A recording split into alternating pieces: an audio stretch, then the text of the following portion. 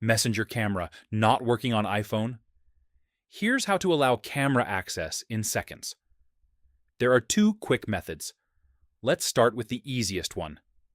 Method 1, from the Messenger app. Open Messenger. Go into any conversation. Tap the camera icon inside the chat. If camera access isn't enabled, your iPhone will show a permission pop-up. Tap Allow. That's it. Now your camera should work inside Messenger. If you don't see the pop-up, use Method 2.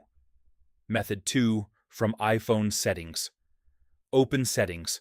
Scroll down and tap Messenger. Look for the camera option. Turn the toggle on.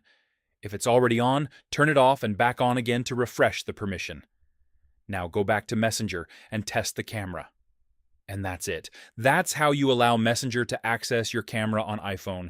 If this helped, like the video and subscribe for more iPhone fixes and tips.